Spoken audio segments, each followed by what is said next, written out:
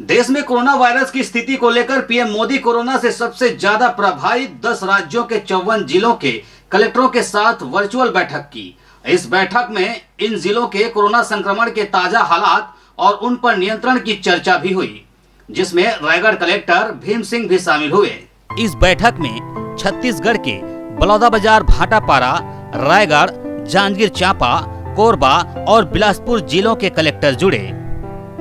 PM Modi ने कहा कि आपके फील्ड वर्क, आपके अनुभवों और फीडबैक से हमें प्रभावी नीतियां बनाने में मदद मिलती है।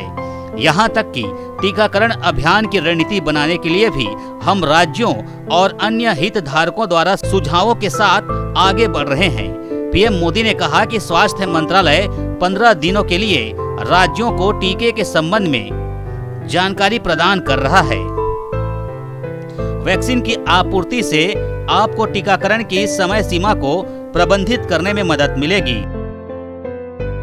वहीं पीएम मोदी ने कहा कि वैक्सीन का एक भी खुराक बर्बाद करने का मतलब है जीवन को ढाल न दे पाना। वैक्सीन की बर्बादी को भी रोकना जरूरी है। इस दौरान पीएम मोदी ने कहा कि जीवन बचाने के साथ साथ हमारी प्राथमिकता जीवन को आसान बनाए रखने की भी है। गरीबों के लिए मुफ्त राशन की सुविधा हो, दूसरी आवश्यक सप्लाई हो, कालाबाजारी पर रोक लगे, ये सब इस लड़ाई को जीतने के लिए भी जरूरी है और आगे बढ़ने के लिए भी अति आवश्यक है। पीएम मोदी ने कहा कि दूसरे लहर के बीच वायरस म्यूटेशन की वजह से अब युवाओं और बच्चों के लिए ज्यादा चिंता जताई जा रही है। आपने जिस तरह से फील्ड पर काम किया है, इसने इस चिंता को गंभीर होने से रोकने में मदद तो की है, लेकिन हमें आगे के लिए तैयार रहना होगा। 18 मई को पीएम मोदी 9 राज्यों के 46 कलेक्टरों के साथ बैठक कर चुके हैं। कोरोना संक्रमण के दौरान पहली बार प्रधानमंत्री सीधे डीएम से संवाद स्थापित कर रहे हैं। पहली लहर में गृह मंत्री अमित शाह अथवा केंद्रीय गृह सचिव एनसीआर डीएम से संवाद करते थे। अब दूसरी लहर और तीसरी लहर की तैयारियों को लेकर प्रधानमंत्री जिला कलेक्टरों से संवाद कर रहे हैं। किया है और उसने जो रास्ते खोजे हैं वो बहुत ताकतवर होते हैं और इसलिए आप सबकी भूमिका बहुत बड़ी है और इसलिए मेरा आपसे आग्रह है कि आप इसको निकालिए।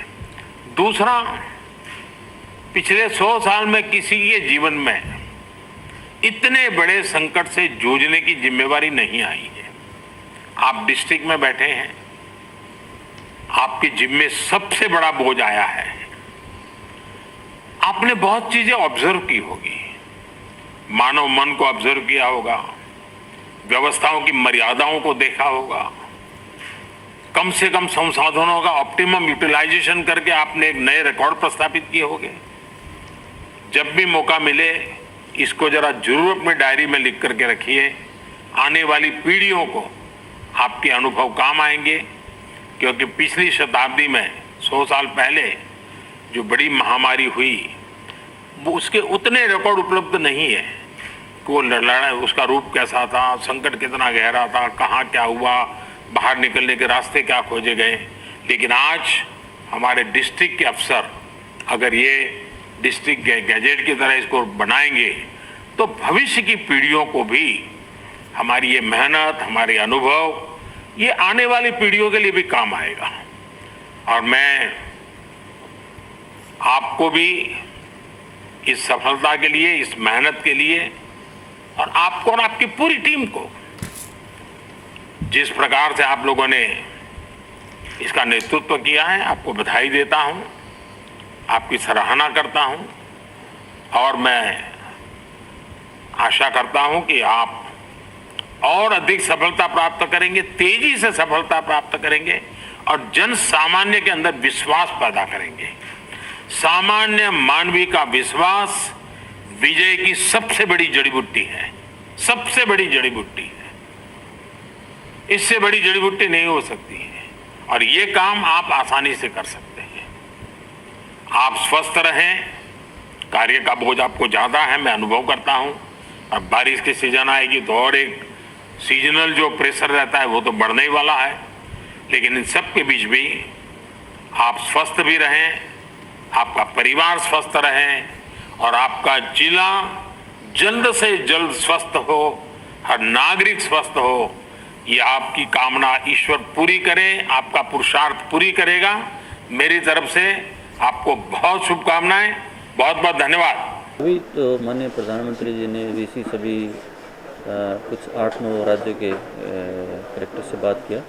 तो बेसिकली उन्होंने यही बोला है कि ज़िले में जो रिसोर्सेज हैं उसको ऑप्टिमल यूटिलाइजेशन करें और अवेयरनेस ज़्यादा से ज़्यादा लोगों में फैलाएं, समाज के सभी लोगों को साथ जोड़ें और गाँव के लिए स्ट्रेटजी अलग से बनाएं जो गाँव में, क्योंकि इस बार ज़्यादा फैला हुआ है। अगली वेव जो होगी उसके लिए अभी से बच्चों के लिए और युवाओं के लिए तो फोकस रहेगा उस अगली वेव का, तो उसके लिए भी तैयारी कर लें।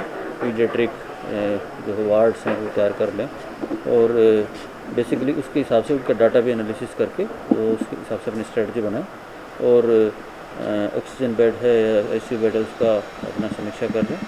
रूरल और अर्बन का अलग अलग समीक्षा करके और अपनी स्ट्रेटजी उसके हिसाब से बनाएं। रायगढ़ से सुरजीत कौर की रिपोर्ट ACN 24।